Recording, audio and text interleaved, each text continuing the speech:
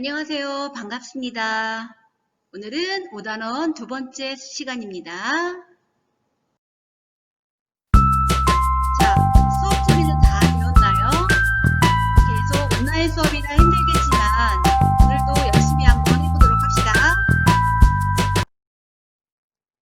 자, 우리가 지난 시간에 영양소에 대해서 배웠어요. 잠깐 복습 한번 하고 넘어갈게요. 자, 영양소에는 3대 영양소와 부영양소가 있는데 3대 영양소에는 탄수화물, 단백질, 지방이 있고 그리고 이들은 주요 에너지원으로 쓰이고 몸을 구성한다고 했어요. 그 다음 부영양소에는 바이타민, 무기염류, 물이 있고 에너지원은 아니지만 바이타민을 제외하고는 우리 몸을 구성하고 또 중요한 생명 형상을 조절하는 역할을 한다고 했습니다.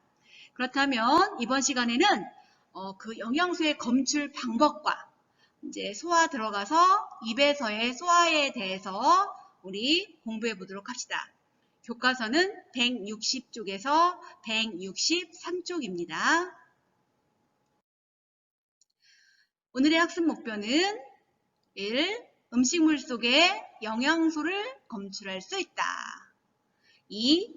녹말에 침이 작용할 때 변화를 설명할 수 있다입니다. 입에서 침이 어떻게 소화를 하는지에 대해서 한번 공부해 보도록 합시다. 자, 우선 영양소 검출에 대해서 먼저 공부해 보도록 해요.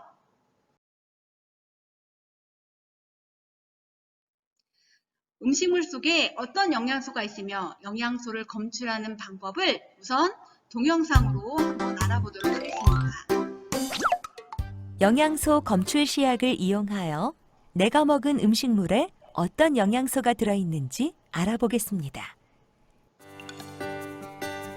아이오딘, 아이오딘화 칼륨 용액, 베네딕트 용액, 5% 수산화 나트륨 수용액, 1% 황산구리 수용액, 수단3 용액, 스포이트, 핫플레이트, 실험복, 시험관, 거즈, 약숟가락, 빵, 흰우유, 실험용 장갑, 보안병을 준비합니다. 따뜻한 물에 빵을 넣고 약숟가락으로 으깬 후 거즈로 걸러 액체를 만듭니다.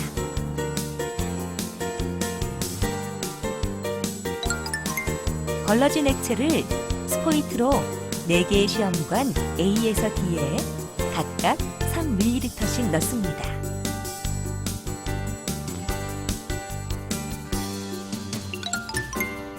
시험관 A에는 아이오딘, 아이오딘화 칼륨 용액을 넣고 색깔 변화를 관찰합니다.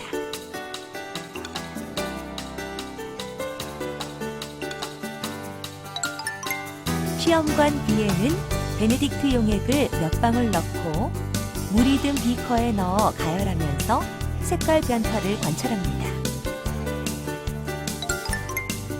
시험관 C에는 5% 수산화 나트륨 수용액을 넣은 뒤 1% 황산구리 수용액을 넣고 색깔 변화를 관찰합니다.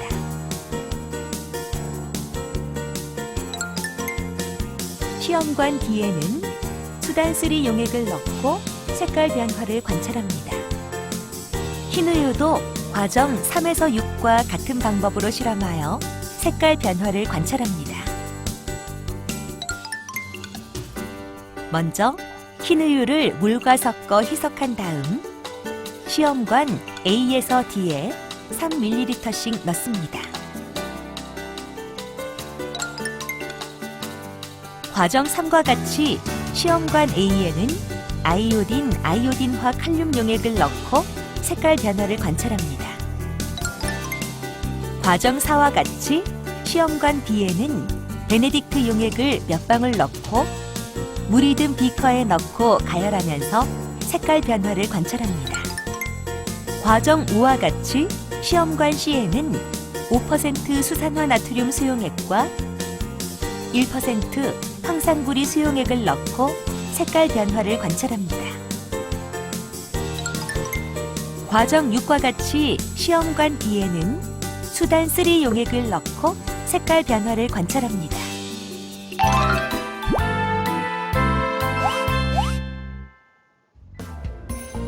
빵은 아이오딘 반응, 베네딕트 반응, 뷰렛 반응, 수단3 반응에서 모두 색이 변했습니다. 이것으로 보아 빵에는 녹말, 당분, 단백질, 지방이 들어있음을 알 수 있습니다. 흰우유는 아이오딘 반응에서는 색이 변하지 않았고 베네딕트 반응, 뷰렛 반응, 수단3 반응에서는 색이 변했습니다. 이것으로 보아 흰우유에는 당분, 단백질, 지방이 들어있음을 알 수 있습니다.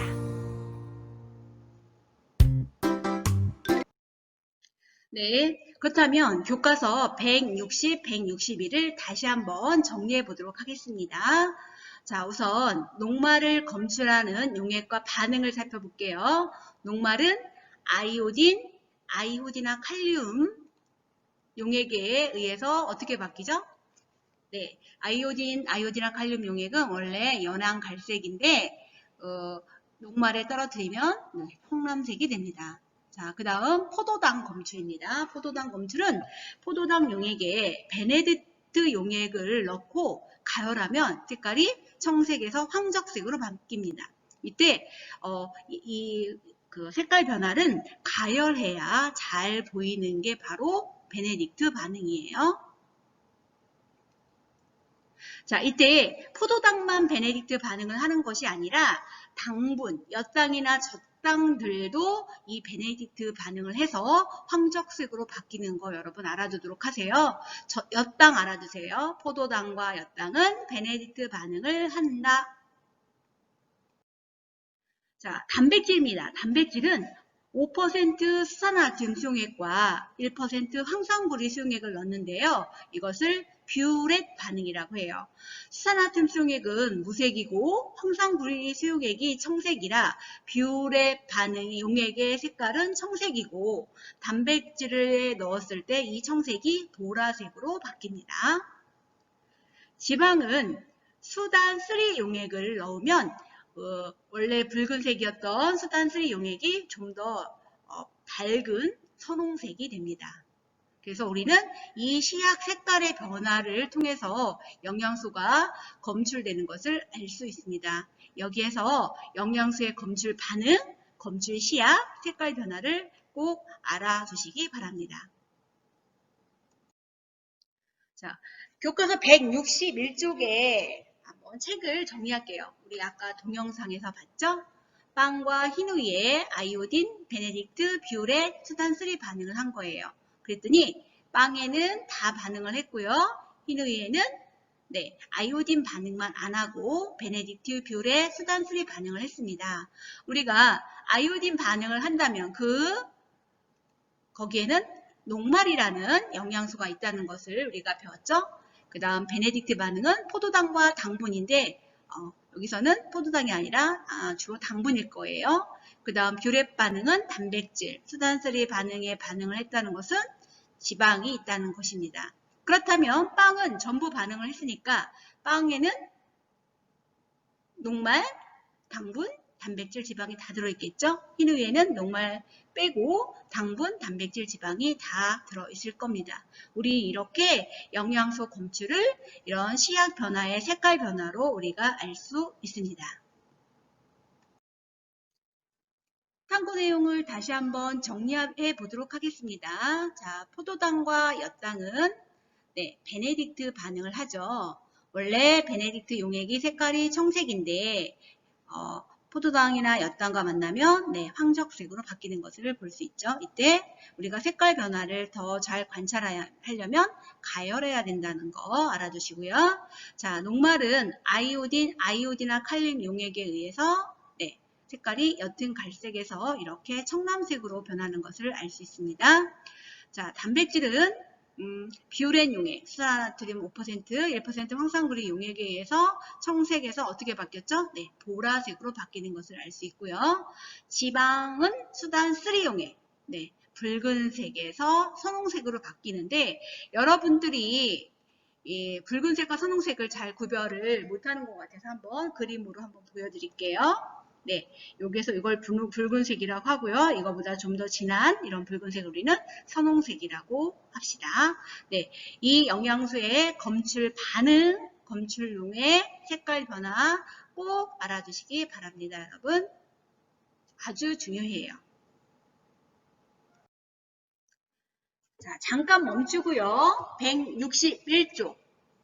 표와 분석하기에 책에 답을 써주시고요. 스스로 점검도 풀어주시기 바랍니다.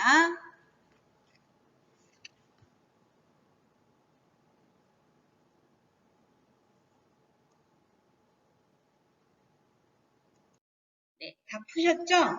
자, 스스로 점검 다 같이 한번 풀어보도록 합시다. 1번, 우리 몸에서 에너지원이 되는 영양소는 우리 3대 영양소죠? 탄수화물, 단백질, 지방이다. 2번, 녹말은 아이오딘 반응, 포도당은 무슨 반응? 베네딕트 반응. 단백질은 무슨 반응이죠, 여러분? 네, 뷰렛 반응.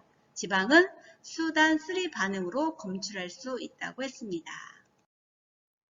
자, 다음에는 우리가 이배서의 소화에 대해서 한번 공부해 보도록 합시다. 교과서 162에서 163쪽입니다. 네, 우리가 밥을 먹을 때 부모님께서 체한다, 꼭꼭 씹어 먹으라는 말을 많이 들어봤을 거예요. 음식물을 잘 씹어 먹으면 어떤 점이 좋을까요? 그렇죠? 음식물을 꼭꼭 씹어 먹으면 입안에서 침과 잘 섞이고 침 속에는 소화효소라는 것이 있거든요. 그 소화효소의 작용으로 음식물이 분해되는 시간이 짧아집니다. 또 이에 의해서 음식물이 잘게 부서지고 식도로 쉽게 넘어가 위의 부담을 덜어 위의 소화를 돕는데요. 그래서 여러분 음식물을 먹을 때는 꼭꼭 씹어 먹도록 하세요. 자, 162쪽 소화에 대해서 공부해 보도록 합시다. 자, 소화가 무엇인지 한번 생각해 볼게요. 우리가 먹는 음식에 들어있는 영양소는 크기가 너무 커요. 그래서 세포 안으로 흡수되기 어려운데요. 따라서 그 세포막을 통과할 수 있는 작은 크기의 영양소로 분해되어야 되는데 이를 우리는 소화라고 합니다. 자, 그렇다면 소화가 왜 일어나야 될까요? 선생님 지금 설명했죠? 소화가 왜 일어나야 될까? 네, 크기가 큰 영양소는 이렇게 세포막이 있죠? 이 틈을 통과할 수 없어요. 커서. 그래서 이 세포막을 통과할 정도로 작게 분해되어야 하기 때문에 우리는 소화가 일어나야 됩니다. 이처럼 음식물에 있는 영양소가 이 세포막을 통과할 수 있을 정도로 작게 분해하는 과정을 우리는 뭐라고 한다고요? 네, 소화라고 합니다.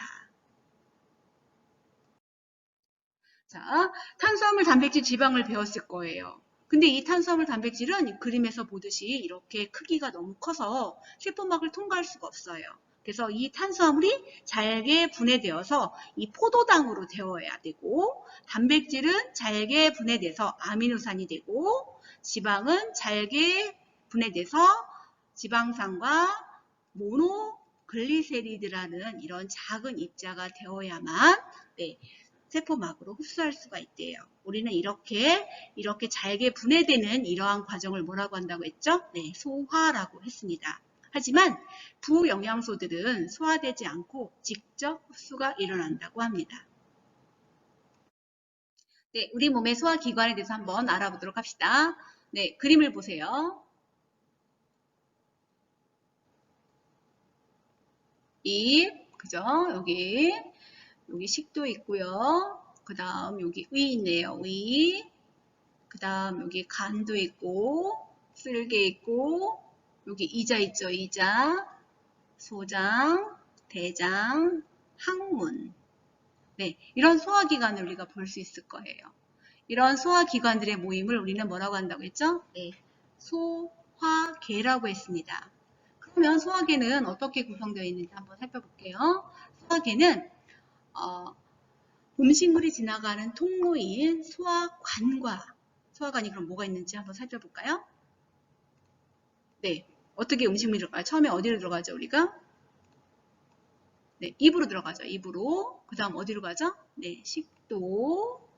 그 다음 어디로 갈까요? 그렇죠? 위. 그 다음 위에서 어디로? 네, 이렇게 소장, 그 다음 대장, 그래서 항문으로 이렇게 배출이 되죠. 네, 이렇게 음식물이 지나가는 통로를 우리는 소화관이라고 합니다. 요 순서도 한번 알아두도록 하세요. 입, 식도, 위, 소장, 대장, 항문으로 구성되어 있고요. 그 다음 소화관과 연결되어 소화액이 분비되는 곳, 여기 침샘, 간, 쓸개, 이자 같은 것들로 구성되어 있습니다.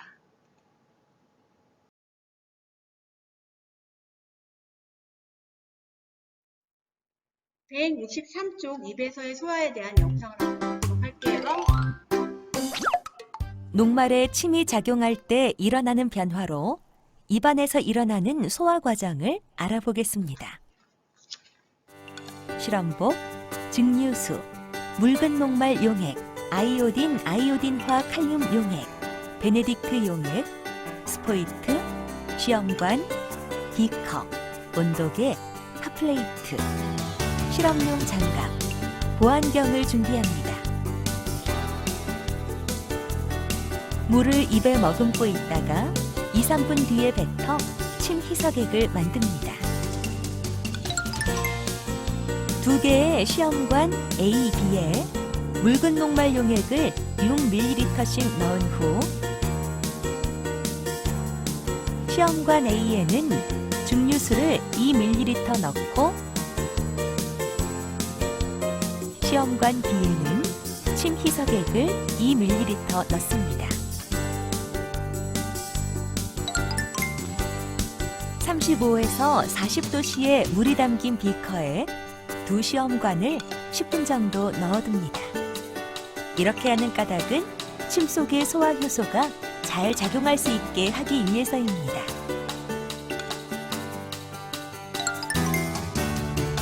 또 다른 시험관 C와 D를 준비하여 시험관 A 용액의 반을 시험관 C에 넣고 시험관 B 용액의 반을 시험관 D에 넣습니다.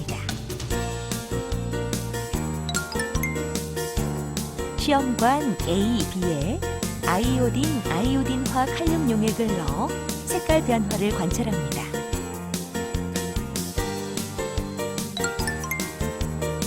시험관 C, D에 베네딕트 용액을 넣은 후 물이 담긴 큰 비커에 넣고 가열하면서 색깔 변화를 관찰합니다.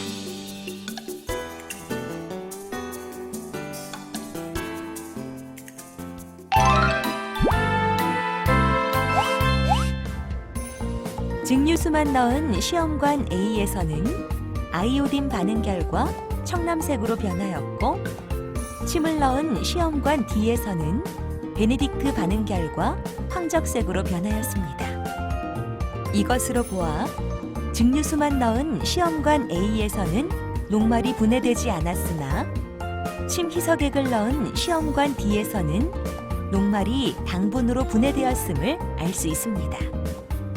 즉, 침은 녹말을 당분으로 분해하는 작용을 한다는 것을 알 수 있습니다.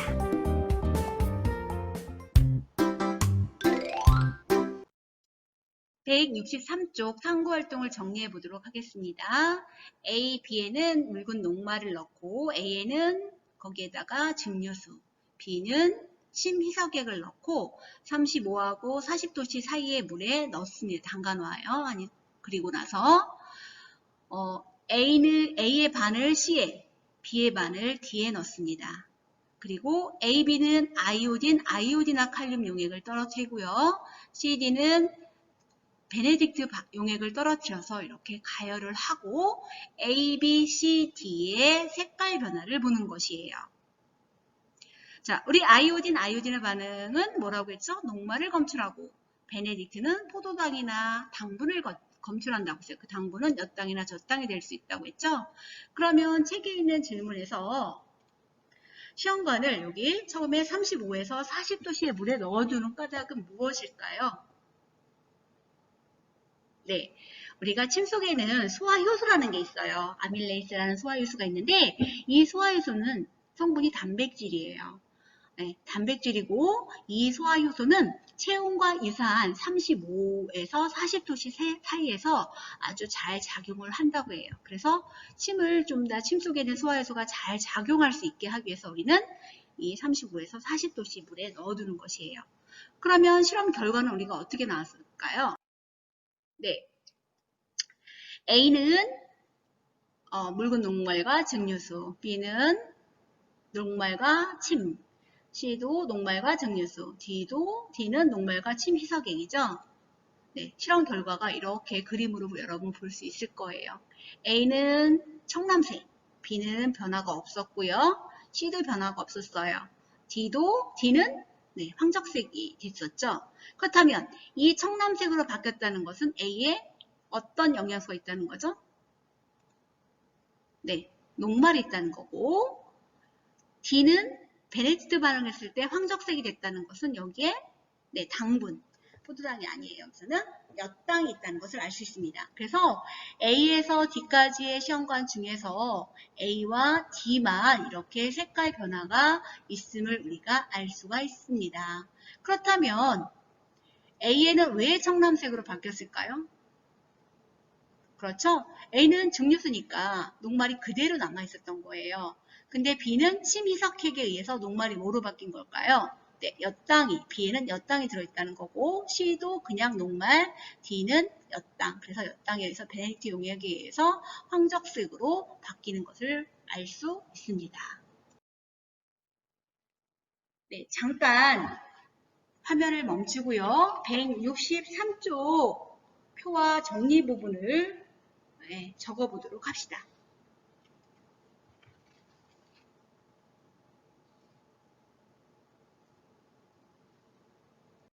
네, 다 정리가 됐나요? 그러면 실험 결과를 다시 한번 보도록 할게요. 자, 시험관 속에 색깔이 변한 것은 아까 얘기했죠? A와 D였어요. A는 증류수가 있어서 녹말이 그대로 있었고, D는 침에 의해서 녹말이 엿당으로 분해됐기 때문입니다. 2번, 이 실험 결과로 침이 녹말을 어떻게 변화시켰을까요? 침이 녹말을 네, 엿당으로 분해했다는 것을 우리가 알 수 있죠. 그렇다면 164쪽. 2번에서는 어떤 소화가 일어나는지 한번 정리해 볼게요. 소화라는 것은 영양소가 크기가 큰 영양소를 잘게 분해하는 과정을 우리가 소화라고 했습니다. 자, 2번에서는 어떻게 소화가 되냐면, 자, 혀와 이와 침에 의해서 소화가 이루어지는데, 혀는 어떤 역할을 하죠, 우리가? 혀는 그렇죠. 음식물과 침이 잘 섞이도록 하고요. 이는 우리가 씹어서 음식물을 잘게 부숴주는 역할을 하고요. 네, 침 속에는 여러분 소화효소가 있어요. 화학적으로 분해하는 아밀레이스라는 소화효소가 있습니다. 근데 그 침이 분비되는 침샘이 있어요. 침샘이 어디에 있냐면 혀 밑, 턱 밑, 이렇게 귀 밑 이런 곳에 침샘이 있어서 그 침 속에는 아밀레이스라는 소화효소가 있는 거예요. 그 아밀레이스라는 소화효소는 녹말을 어떻게 바뀌죠? 네, 엿당으로 바꿔줍니다. 아밀레이스 꼭 알아주시기 바랍니다. 이 아밀레이스와 같은 영양소를 큰 영양소를 작게 분해하는 물질을 우리는 소화효소라고 하고, 소화효소는 단백질 성분으로 되어 있고 35도, 40도 사이에서 가장 잘 작용을 한다고 했어요. 근데 소화효소는 또 어떤 특징이 있냐면 각각의 소화효소는 한 종류의 영양소만 분해해요. 아밀레이스는 녹말만 분해하는 거예요. 단백질은 분해되지 않는다라는 거. 네, 오늘 배운 입안에서의 소화에서 아밀레이스라는 소화효소 꼭 기억하도록 하세요. 녹말을 엿당으로 분해한다.